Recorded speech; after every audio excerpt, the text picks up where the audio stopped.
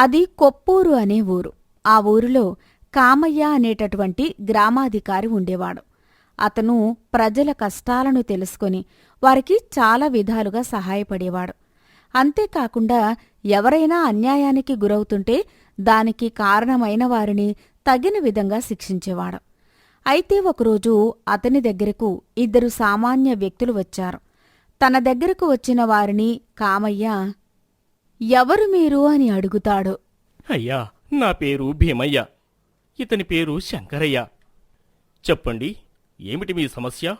అయ్యా, ఈ శంకరయ్య నా గుర్రాన్ని తీసుకుని తన గుర్రం అని వాదులాటకు వస్తున్నాడు.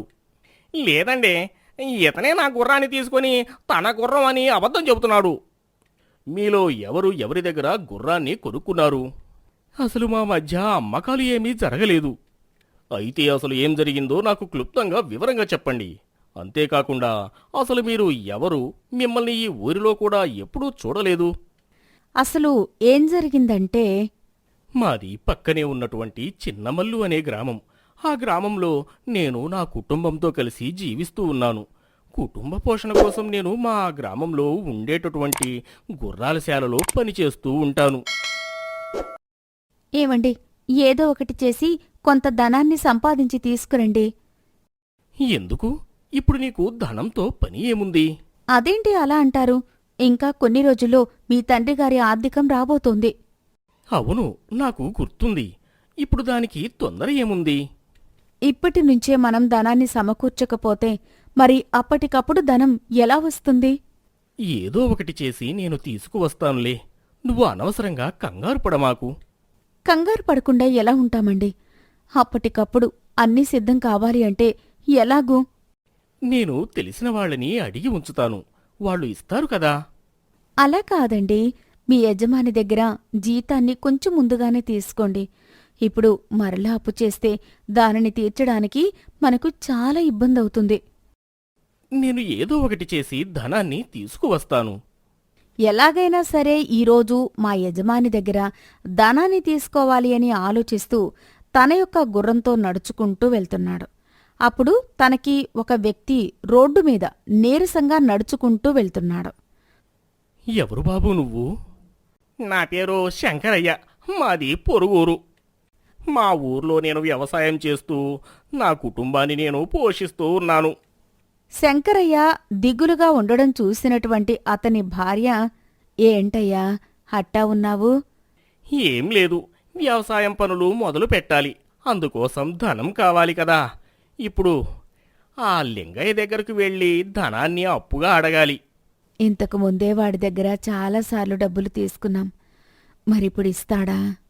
ఇస్తాడో ఇవ్వడో తెలీదు. మన ప్రయత్నం మనం చేయాలి కదా.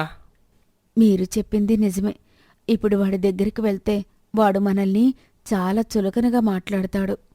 వాడికి ఎప్పటినుంచో మన పొలం మీద కన్ను ఉంది. ఇంతకు ముందు 2-3 సార్లు తీసుకున్న అప్పుకు బదులుగా పొలాన్ని ఇవ్వమని కూడా అన్నాడు. సరే అయితే ఇంకా ఎవరి దగ్గరైనా అప్పు తీసుకుందామా?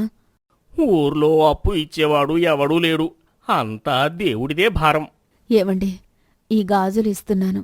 వీటిని తాకట్టు పెట్టి వచ్చిన డబ్బుతో వ్యవసాయాన్ని మొదలుపెట్టండి. ఇప్పటికే మనం ఈ వ్యవసాయంతో చాలా పోగొట్టుకున్నాము. నీకు ఉన్నటువంటి ఒకే ఒక్క బంగారం ఇది. పర్వాలేదులేండి, ఈసారి పంటలు బాగా పండితే మరలా ఇలాంటి గాజులు కొత్తవి చేపించుకోవచ్చు కదా. నిజమే, కాని భవిష్యత్తు ఎలా ఉంటుందో మనకి తెలియదు. కాలం ఎలా ఎదురు తిరుగుతుందో కూడా తెలియదు. మీరు అన్నిటికీ ఇలా ఆలోచిస్తే ఎలాగూ? ఏదో ఒకటి చేసి ముందడుగు వెయ్యాలి కదా. నువ్వు చెప్పింది నిజమే. అలాగని చూస్తూ చూస్తూ నీ పుట్టింటి వాళ్ళు ఇచ్చినటువంటి ఈ బంగారాన్ని తాకట్టు పెట్టలేను. రిపీట్. ఇది మా పుట్టింటి వాళ్ళు నాకిచ్చిందే.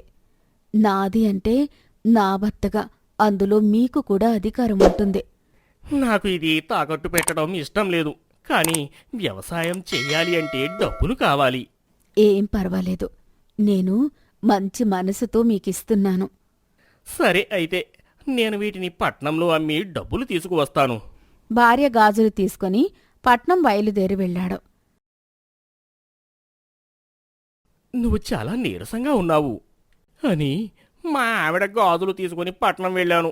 అక్కడ ఆ గాజులను తాకట్టు పెట్టి డబ్బులు తీసుకుని తిరిగి గ్రామానికి బయలుదేరాను. మార్గ మధ్యలో దొంగలు నన్ను కొట్టి నా దగ్గర ఉన్నటువంటి ధనాన్ని ఎత్తుకుపోయారు. ఓ అలాగా, మరి ఒంటి నిండా ఆ దెబ్బలు ఏంటి?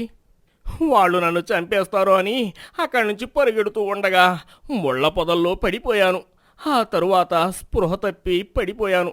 చాలాసేపటి తరువాత స్పృహలోకి వచ్చాను. అలాగా, సరే అయితే నువ్వు నా గుర్రం మీద ఎక్కు. నువ్వు ఎక్కడికి వెళ్ళాలో చెబితే నేను నిన్ను అక్కడ వదిలిపెడతాను. మీకెందుకులేండి శ్రమ. ఇందులో శ్రమ ఏముంది?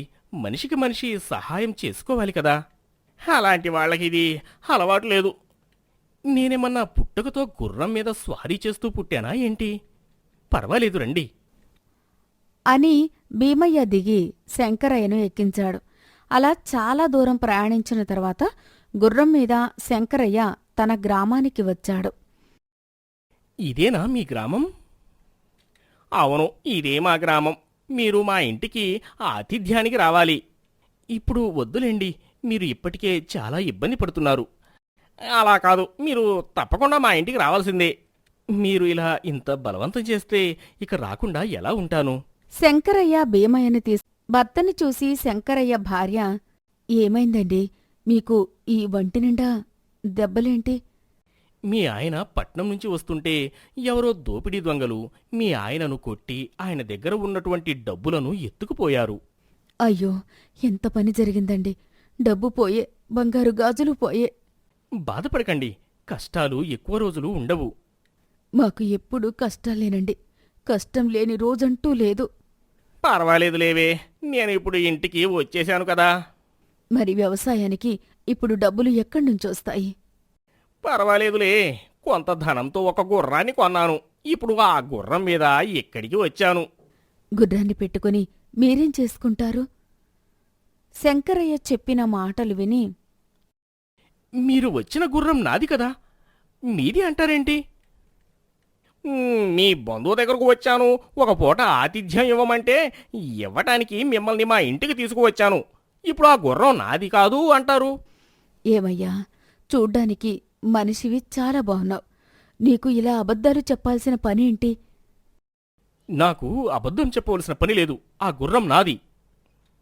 ఇంక చాలే ఆపయ్యా. చేసిందే తప్పుడు పని. మరలా దాన్ని సర్ది చెప్పాలి అనుకుంటున్నావు. అది కాదు, నేను చెప్పేది ఒకసారి వినండి. ఆపవయ్యా, ఏం చెప్తావులే, మాకు అర్థమైందిలే. అయినా ఇదేం పనయ్యా? కష్టపడి పని చేసుకోక ఇలాగా పరాయి వాళ్ల సొమ్ము మీద ఆశపడుతున్నావు? నువ్వు ఊరుకోవే. ఏదో గుర్రం మీద ఆశపడ్డాడేమో. మనిషికి అది సహజం కదా. మీరుండండి, మీకేం తెలీదు. మీ అమాయకత్వాన్ని ఆసరాగా తీసుకుని వీళ్ళు ఇష్టం వచ్చినట్లు ప్రవర్తిస్తున్నారు. నేను చెప్పేది వినండి, నేను అలాంటి వాడిని కాదు. ఇంకా ఏం చెప్తావు కాని నువ్వు ముందు ఇక్కడి నుంచి పో. సరే అయితే, నేను నా గుర్రాన్ని తీసుకుని వెళ్ళిపోతున్నాను. అది మా గుర్రం, నువ్వెలా తీసుకెళ్తావు? ఇది చాలా అన్యాయం.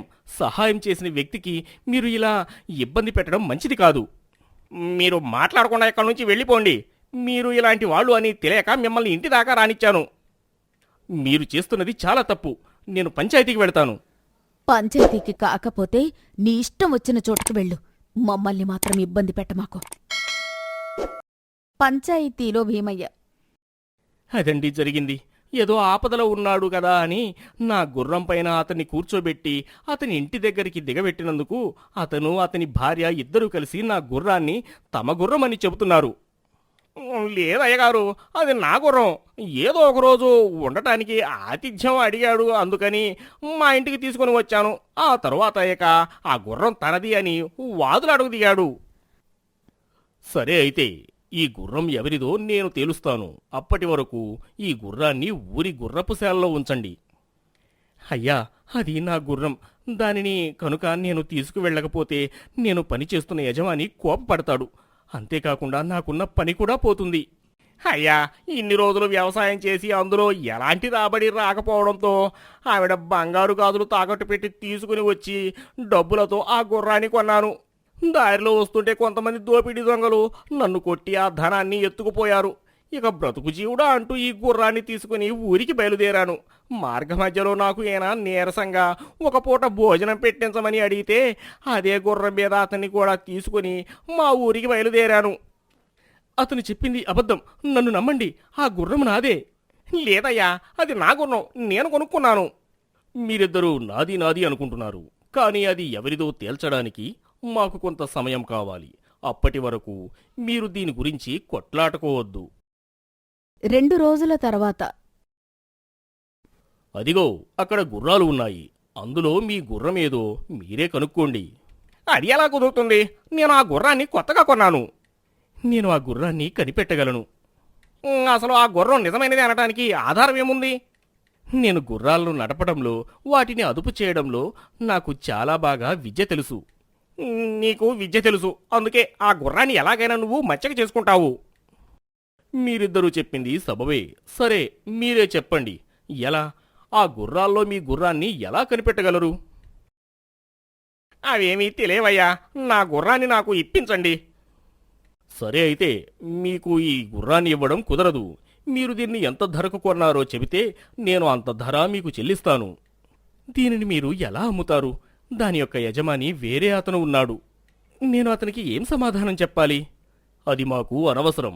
మీరు ఈ గుర్రం మీదే అని నిరూపించుకోలేకపోతే మేము ఏమీ చేయలేము. ఎప్పటికైనా తెలిసింది కదా ఎవరు అబద్ధం చెబుతున్నారో. అతనికి శిక్ష విధించండి. ఎవరికి శిక్ష విధించాలో, ఎవరికి శిక్ష విధించకూడదో మీరు నాకు చెప్పనవసరం లేదు. సరే అయితే, నేను నా యజమానిని రమ్మంటాను. అతను వచ్చిన తరువాత ఆయనే తన గుర్రాన్ని కనిపెడతాడు. ఈ ఆలోచన ఏదో చాలా బాగుంది. మీ యొక్క యజమానిని రమ్మని కబురు చేయండి. కాసేపటికి ఆ గుర్రం యొక్క అసలు యజమాని అక్కడికొచ్చాడు. అక్కడికి వచ్చిన యజమానిని చూసి గుర్రం ఒక్కసారిగా సకిలించింది. అది విన్నటువంటి గ్రామాధికారి, అవును, ఈ గుర్రం ఈ భీమయ్యదే. ఈ శంకరయ్య తనది కాని వస్తువు తనది అని పరాయి సొమ్ము మీద ఆశపడ్డాడు కనుక అతనికి శిక్ష వేయాల్సిందే. అతనికి ఎలాంటి శిక్ష వెయ్యనవసరం లేదు. ఇందులో అతని తప్పు ఏమీ లేదు. అదేంటి? అతను మీ యొక్క గుర్రాన్ని దొంగిలించాడు కదా. అతడు ఆ పని చేయడానికి కారణం అతని చుట్టూ ఉన్నటువంటి పరిస్థితులు. మీరేం చెప్తున్నారో నాకు అర్థం కావడం లేదు. ఇందులో అర్థం కాకపోవడానికి ఏముంది? అతను చేస్తున్నటువంటి వ్యవసాయంలో ఇబ్బందులు రావడంతో అతను ఏదైనా వ్యాపారం చేయాలి అని తన భార్య నగలు తాకట్టు పెట్టాడు. కానీ అది కూడా దోపిడీ దొంగల వల్ల కోల్పోయాడు. కుటుంబాన్ని పోషించాలి, ఏం చేయాలి తెలియని పరిస్థితిలో అతడు ఇలాంటి నిర్ణయం తీసుకున్నాడు. అది ఏదైనప్పటికీ తప్పు తప్పే కదా.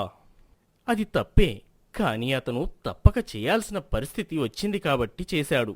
అందుకే నేను అతని అప్పులు అన్నీ తీరుస్తాను. తనని వదిలేయండి.